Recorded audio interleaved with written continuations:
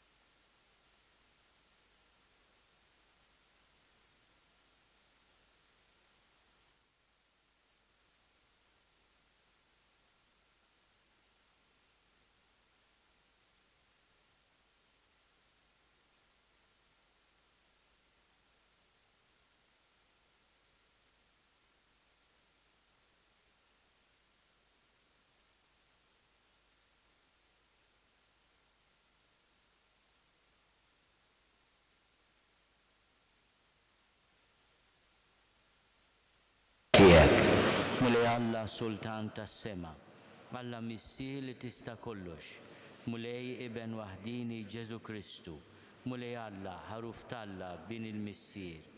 Inti tneħħi d-nubiet tad-dinja ħenna lina, inti tneħħi d-nubiet tad-dinja il-qatt talb tagħna.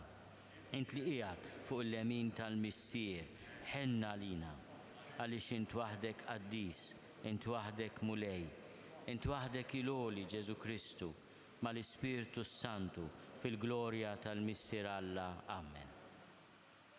Nitolbu. U Alla li tħares lil min jittama fik, mingħajrek xejn ma jiswa, xejn ma hu Quddies. Bl-interċessjoni tan-nanniet tal-Mulej Ġesu, Sant Anna u San Ġwakkin, kattar fuqna l-ħnina tiegħek. U kun int li taħkem fuqna u tmexxina, ħalli neqdew tajjeb bil-ġid li għaddi, hekk li narfu norbtu ruħna minn issa mal-ġid li jibqa' għal dejjem. Bibnek Ġesu Kristu Sidna li Alla, u miegħek jgħixu jsaltan flimkien mal-Ispirtu Santu għal dejjem ta' dejjem.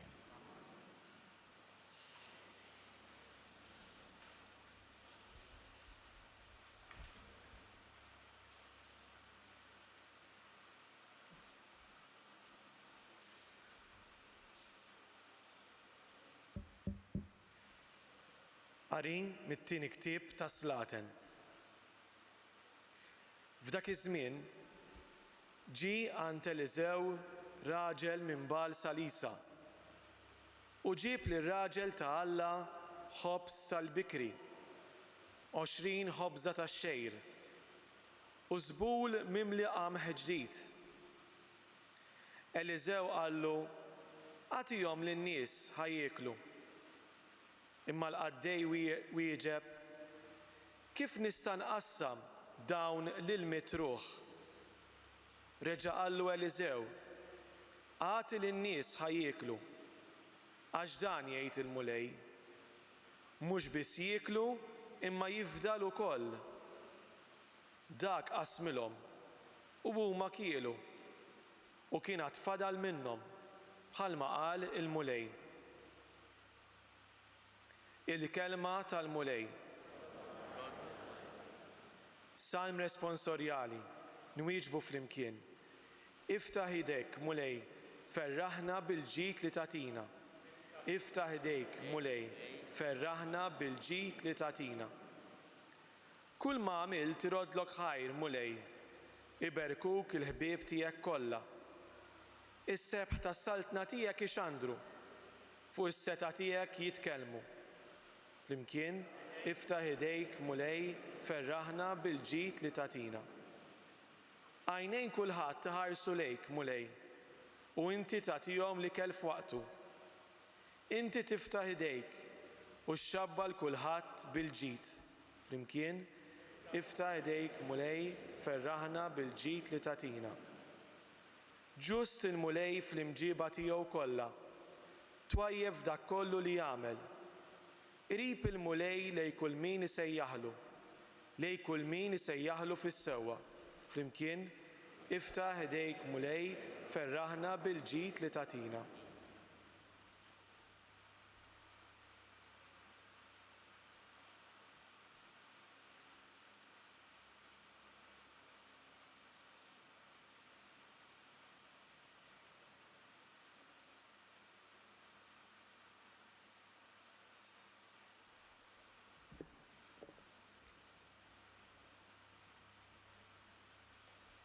Qari mill-Littra ta' San Pawlu Apostlu lill-Efesin.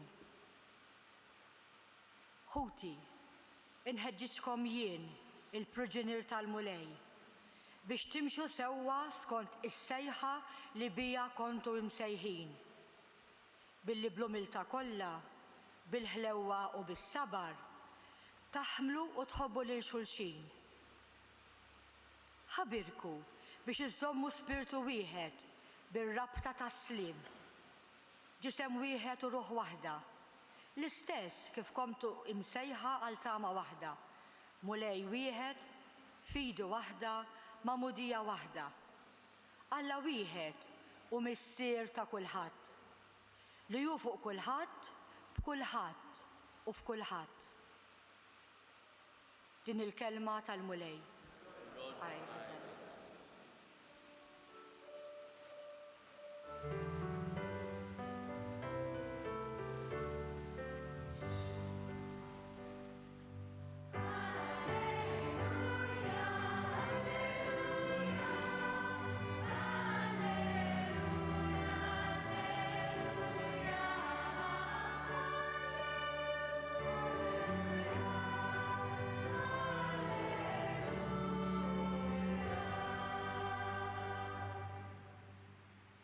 Profeta kbir qam fostna u Alla żar il-poplu tiegħu.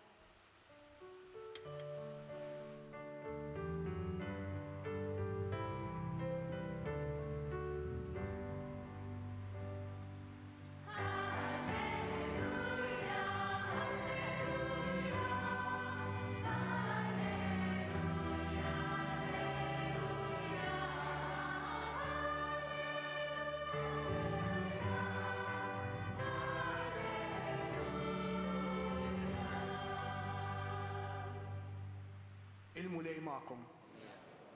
Qari mill-Evanġelju skont San Ġwan.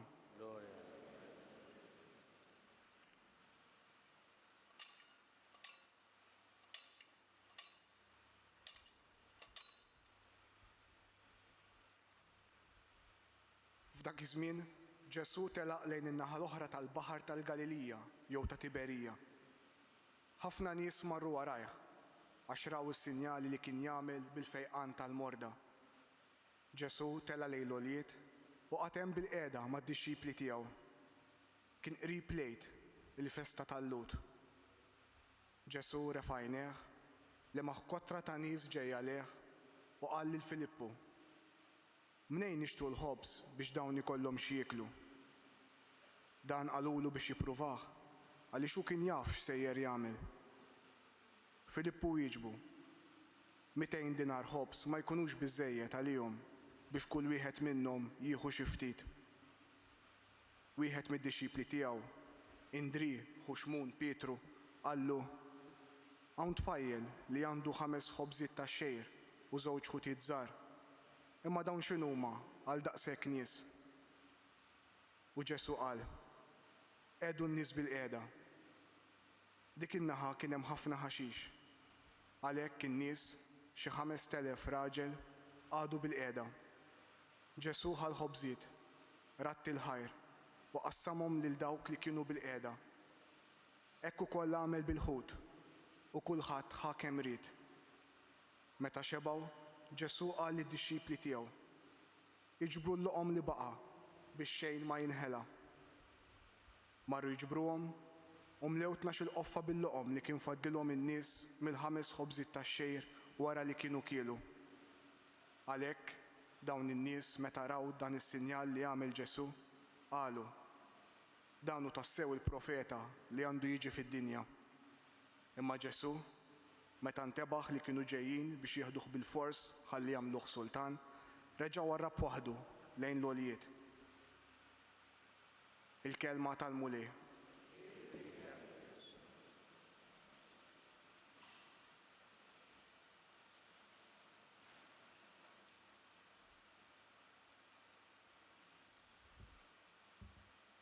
Imma sabiħ il-verset li qrajna fis-Salm ta' dan 17 Ħadd ta' żmien ta' matul is-sena. Iftaħ idek mulej, ferraħna bil-ġid li tatina. Dan il-ħadd se bdejna naqraw kapitlu sabiħ mill-Vanġelu ta' San Ġwan, għalkemm il-ħdud ta' din is-sena huma dedikati lil Vanġelu ta' San Mark, li huwa Vanġelu qasir. Imma f'dawn il-ħdud li ġejjin se nagħmlu naqra break minn San Mark u naqraw biċċa kapitlu sabiħ ħafna, il-kapitlu 6 mill-Vanġelu ta' San Ġwan, li jibda propju bir-rakkont ta' Ġesu li kattar il-ħobb sul-ħut li joffrilu tifel u tema 5,000 raġel b'dak kull min kien hemm magħhom. In-nies oġbithom l-idea u ftakru f'dak li kien ġara lill profeta l-kbir Eliżew li għamel l-istess meta tema 100 raġel mitruħ b'20 ħobża tax-xejr. Ovvjament il-paragun hemm imma fil-każ tar-rakkont tal-Vanġelu ta' San Ġwan Ġesu jitma' ħafna iżjed nies b'inqas ħobż. Tgħiduli imma dak mhux li bentalla, forsi wkoll tgħallem xi trikk nej mingħand in-nanna Anna, min jaf.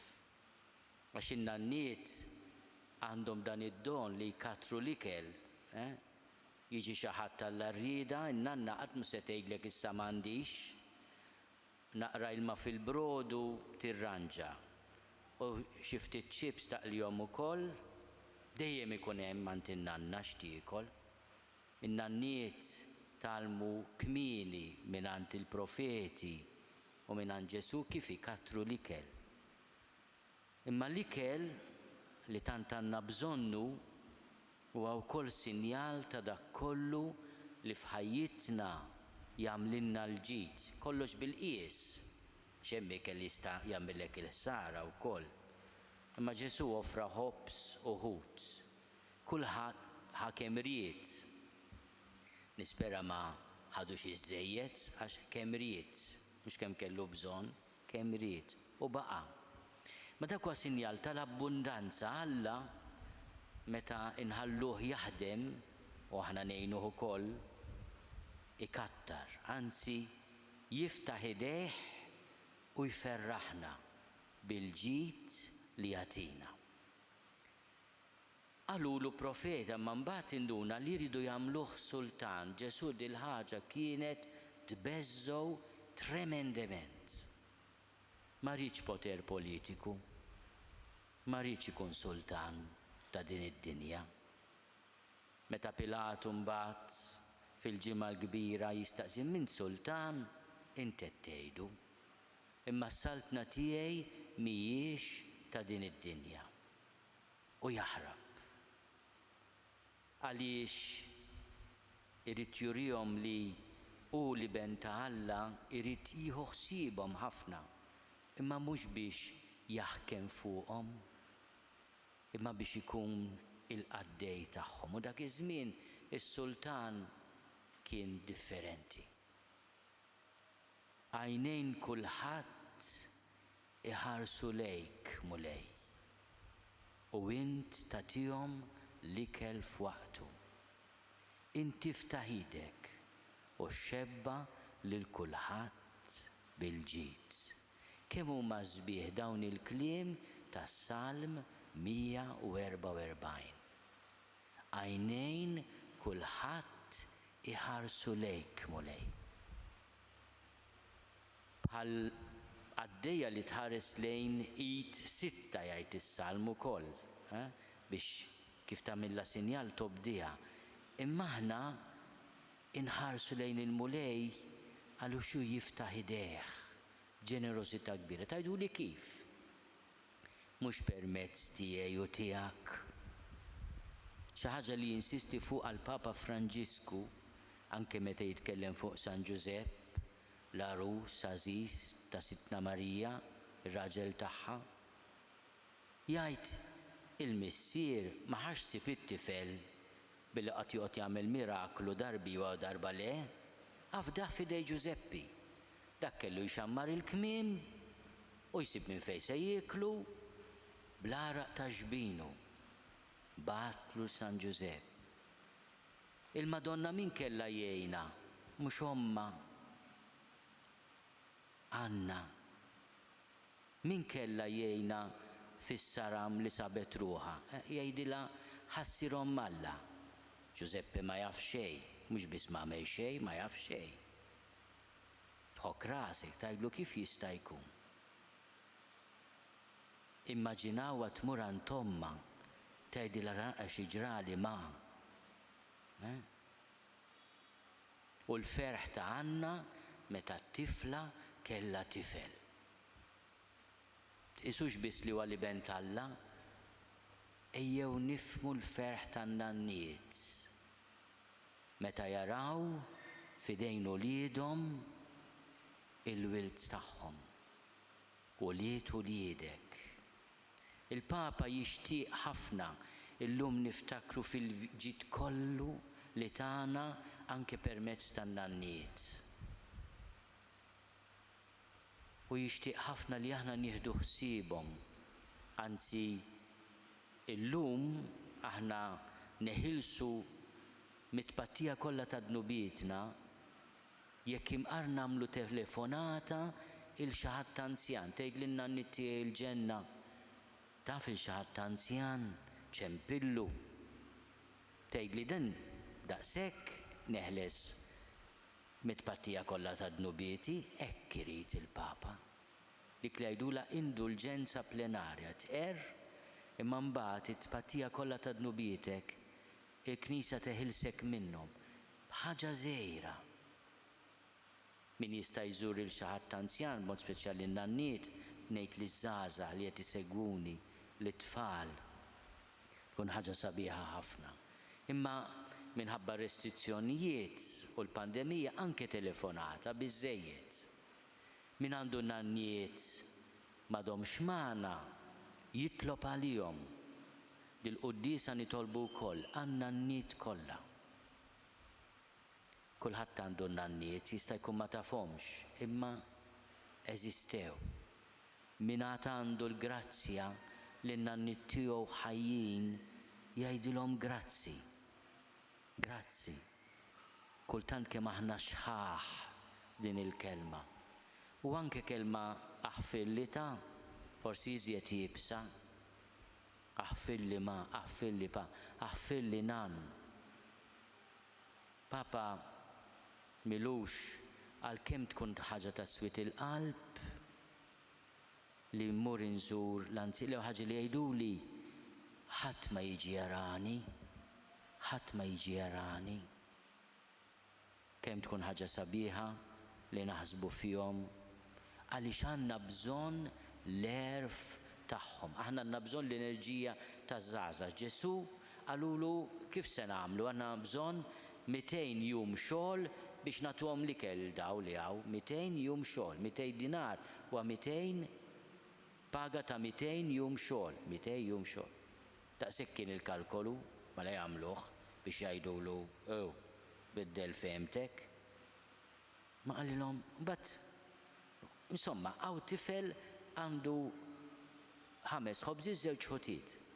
Ġesu dik l-offerta ċkejkna taż-żagħżugħ ikattar jimla jbierek. Imma wkoll jekk għandna bżonn l-offerta taż-żgħażagħ għandna bżonn l-erf tal-anzjani. Il-Papa għandu din ix-xbija sabiħa u nikkonkludi biha. Għandna bżonn nissaqajn twajba tajbin b'saħħithom taż-żgħażagħ. Imma r-ras għaqlija ta' min għadda l-ħajja u jaf xi ġarraf u xi sarraf. Għax inti tista' tiġri kemm tiġri, imma jekk għandek moħħ irrieħ tispiċċa ġo ħajt. Mentri b'saqajn tajba u ras għaqlija, il-Papa jgħid immorru aħjar. Nitolbu ħafna n-nanniet u jiena nifraħ magħkom intom eżis membri tal-parroċċa dedikata lin-nanna ta' Ġesu. Nerġa' ngħid mingħajr ma ninsew in-nannu, il-San Ġwakkin. U nitolbu ħafna għall-familji kollha tagħna. Jiena nemmen f'Alla wieħed il-Missier li jista' kollox, li ħalaq is-sema u l-art, dak kollu li jidher u dak li ma jidhirx. U f'Mulej wieħed Ġesu Kristu, iben waħdini ta' Alla, imnissel minn Missier qabel kull żmien. Alla minn Alla, dawl minn dawl, Alla veru minn Alla veru, imnissel mhux magħmul, natura waħda mal-Missier u bih sar kollox. Niżel mis-smewwiet għalina l-bnedmin u għall-fidwa tagħna u għall-ġisem bis-seta tal-Ispiritu Santu minn Marija Verġni u sar bniedem. Salbuha lina bata taħt Ponzju Pilatu, miet u difnuh, u fit-tielet jum qam minn bejn l-imwiet skont il-kodba mqazza. U tela s-sema u qiegħed fuq il-lemin tal-Missier u għandu jerġa' jiġi bil-glorja biex jagħmel ħaq mill-ħajjin u mill-mejtin. U s-salbna tiegħu ma jkollix tmiem. U fl-Ispiritu Santu mulej li jagħti l-ħajja li ġej minn Missier u mill-Liben li hu meqjum mweġġa' flimkien mal-Missier u mal-Liben u li tkellem f'hom il-profeti. U fi Knisja waħda Quddiesa Kattolika Apostolika nistqar ma'mudija waħda l-maħfra ta' dnubiet u nistenna l-qawma mill-imwiet u l-ħajja ta' żmien li ġej. Amen. Nitolbu bl-interċessjoni tan-nanniet ta' Ġesu, Sant Anna u San Ġwakin, għad-Quddiesa tiegħu il-Papa.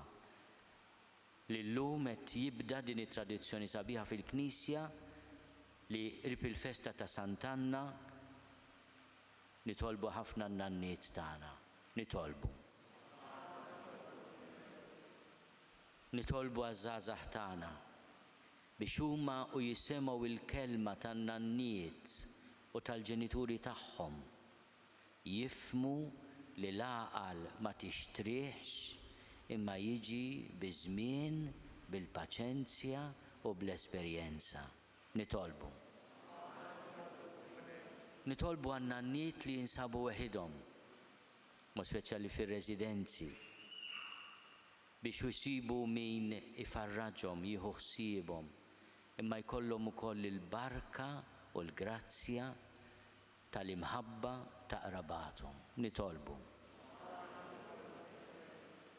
Nitolbu għas-saħħa f'pajjiżna u fid-dinja dan iż-żmien qalil u kiefer tal-pandemija biex il-mulej jagħtina saħħa, għaqal, barka u paċenzja.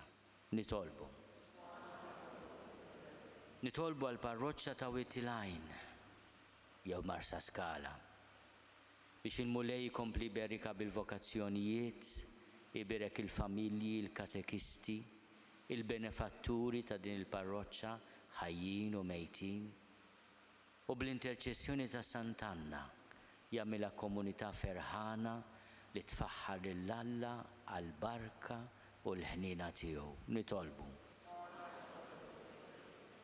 Nitolbu għall-mejtin tagħna bl-interċessjoni ta' Sant Anna u San Ġwakin u ta' bintom Sitna Marija, mulejja tihom il-mistrieħ ta' dejjem. Ilqa' mulej it-talb tagħna. Watina dak kollu li għandna bżonn fir-ruħ u fil-ġisem bi Kristu Sidna.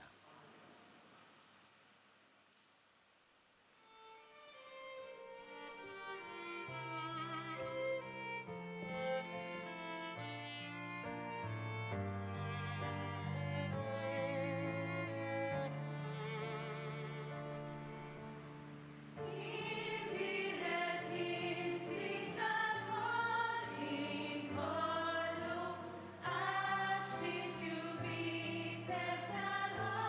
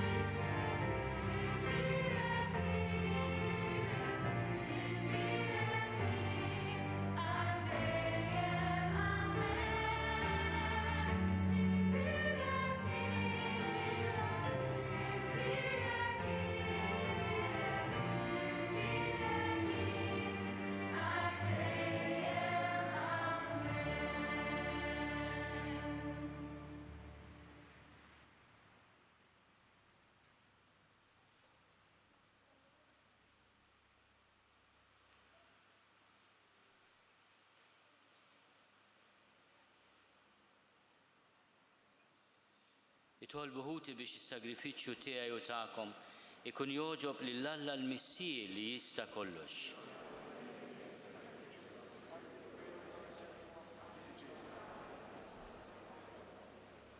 Ilqamu lej l-offerti li qegħdin nagħmlulek mill-ġid li inti tajtna bit miftuħa. U bil-qawwa tal-grazzja tiegħek u bl-interċessjoni ta' Sant Anna, in-nanna ta' ibnek Ġesu, għamel dawn il-misteri tas-sema iqazzuna fil-ħajja ta' issa u jwassluna fil-ħajja ta' dejjem bi Kristu Sidna. Il-mulej magħkom, nerfgħu lubna l-fuq. Niżuħaj l-mulej Alla tagħna. Sewwa xieraq tas-sew mulej mistier Quddies, Alla ta' dejjem li tista' kollox, tajjeb u taġid tas-salvazzjoni tagħna li dejjem u kullimkien inrodulek ħajr. Għax int fil-ħnina tiegħek hekk ħabbejt id-dinja li battilna lil-ibnek il-waħdini biex jifdina u ridtu jsir bniedem bħalna f'kollox minn barra dnub biex hekk tħobb fina dak li ħabbejt fih. Bl-ubidjenza tiegħu ksibna mill-ġdid id-doni li konna tlifna bid-diżubidjenza tagħna. Għalhekk mulej aħna wkoll mal-anġli u l-qaddisin kollha tiegħek infaħruk u b'ferħ kbir intennulek Quddies, Quddies, Quddies, mulej Alla tal-eżerċiti, ismewtu l-art mimlija bil-glorja tiegħek. Osanna fl-oli tas-smowiet, imbirek minn ġej f'isem il-mulej, Osanna fl-oli tas-smowiet. Quddies tas-sewint mulej, inti l-għajn ta' kull qdusija. Qaddis għalhekk nitolbuk dawn l-offerti bil-barka tal-Ispirtu tiegħek biex isiru għalina il-ġisem u d-demm ta' Sidna Ġesu Kristu. Li meta kien sejnata biex minn rajħi bati, ħal ħobs, ratti l-ħajr, qasa, tal id-disċipli tiegħu u qal, ħudu u kulu l-koll minn dan, għax dan huwa ġismi li jingħata għalikom.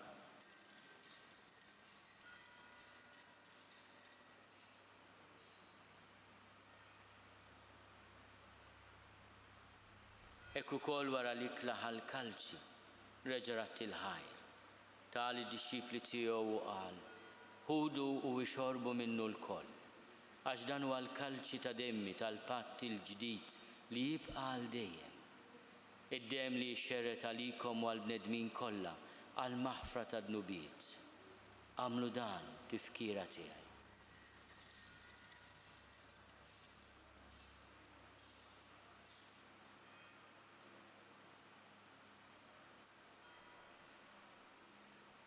Dan hu l-misteru tal-fidi.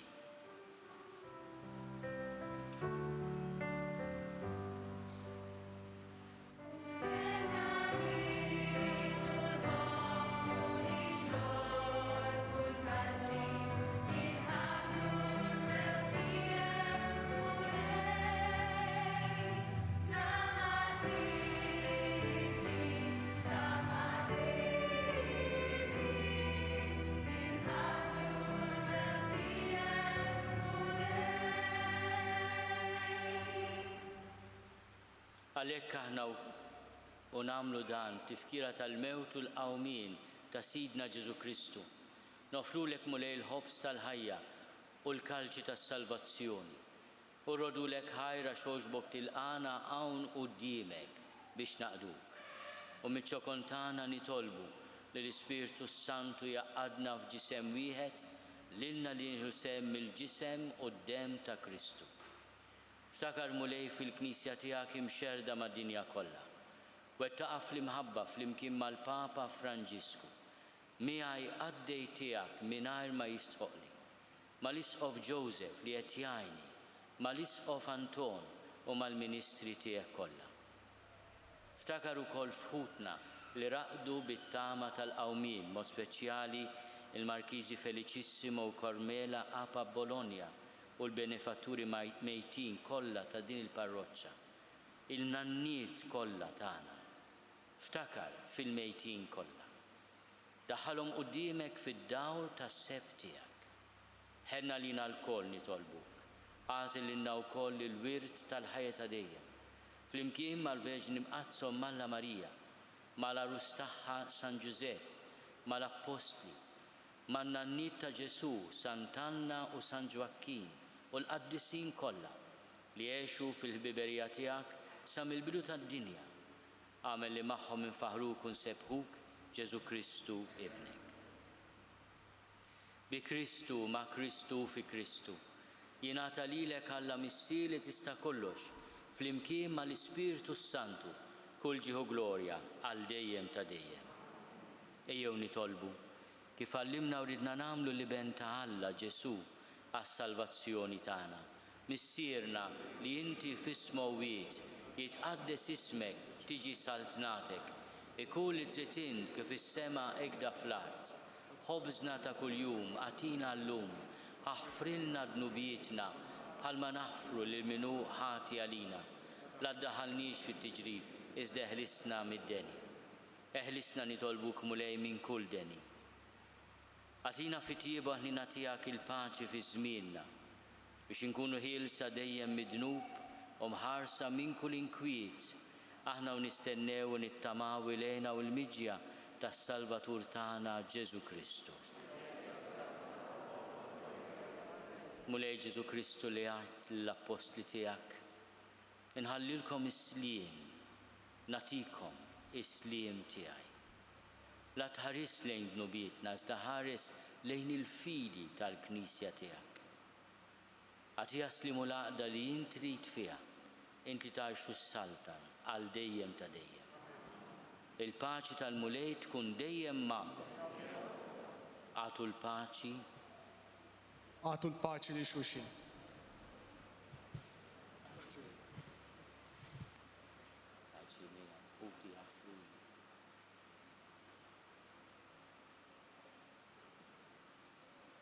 Il-ġisem flimkien mad-dem ta' Sidna Ġesu Kristu ikunu jiswew lilna li se nitqarbnu bihom għal ħajja ta' dejjem. Ħaruf Talla li tneħħid nubiet tad-dinja ħenna lina. Ħaruf Talla li tneħħid nubiet tad-dinja ħenna lina. Ħaruf Talla li tneħħid nubiet tad-dinja għatina l-paċi. Mulej Ġesu Kristu bin Alla l-ħaj. Bil-mewt tiegħek kif rid minnek il-missier u bil-ħidma tal-Ispiritu Santu, intajt il-ħajja lid-dinja. Dan il-ġisem u d-dem qaddis tiegħek eħlisni minn ħtieti kollha u minn kull ħażen. Żomni dejjem fidi lejn il-kmandamenti tiegħek u tħallini qatt ninfiret minnek. Mulej Ġesu Kristu nitolbok li din itqarbina bil-ġisem u d-dem tiegħek ma tkunx il-kundanna tiegħi. Iżda l-ħnina tiegħek tkun għalija l-ħarsien u l-fejqan ta' ruħi u ta' ġismi. Danu l-ħaruf Talla, danu li neħid nubiet tad-dinja, ħenin dawk li huma mistiedna l-ikla tal-ħaruf. Mulej ma jistoqlix li tidħol taħt is-saqaf tiegħi, iżda biss kelma waħda u ruħi tkun infejqa.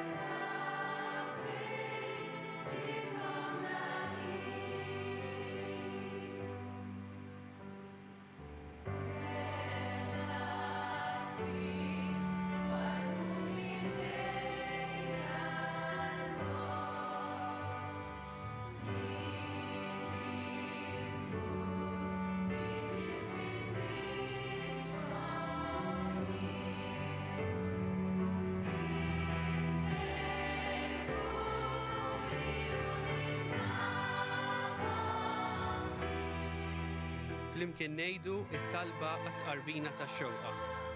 Ġesu, jiena nemmen li inti tinsab ta' bilħaq fis-sagrament tal-Ewkaristija.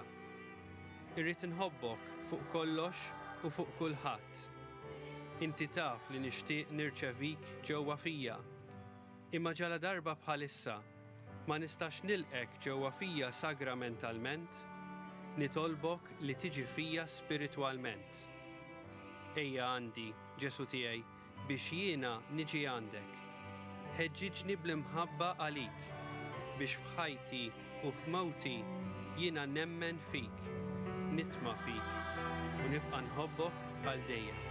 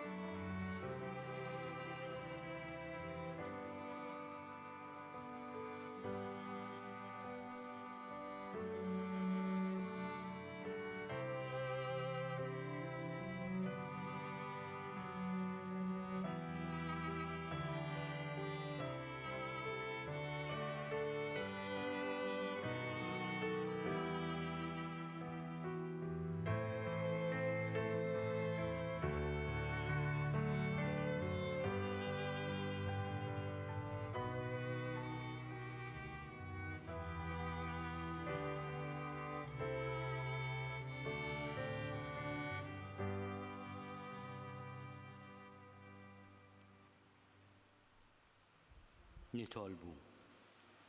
Tqarbilna mulej bis-sagrament tas-sema li hu t-tifkir għal dejjem tal-passjoni ta' ibnek.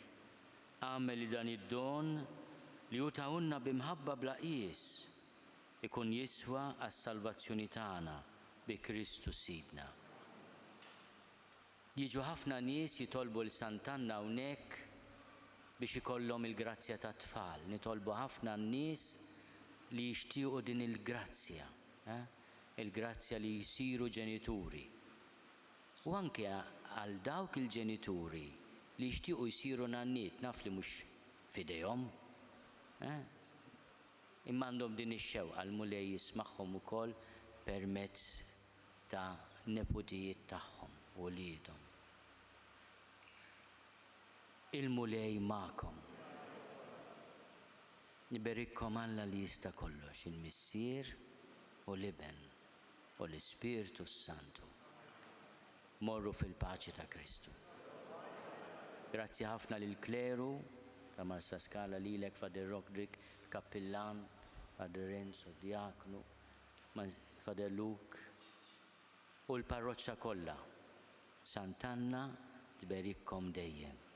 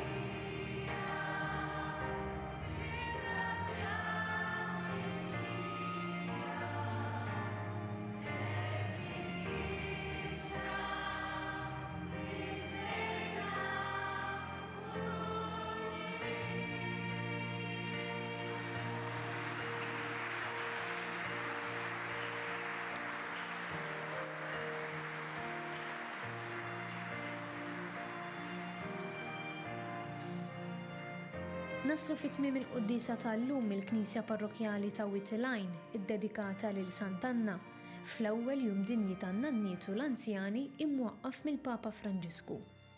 F'dan il-jum partikolari, inżommu n-nanniet u l-anzjani kollha fit-talb tagħna. Qabel intemmu din ix-xandira nfakkarkom li kull min jixtieq jgħin lill-Arċidjoċesi ta' Malta biex tkompli tgħin lill-persuni u l-familji fil-bżonn jista' jagħti donazzjoni billi jidħol fuq il-website knisja.mt/donazzjonijiet.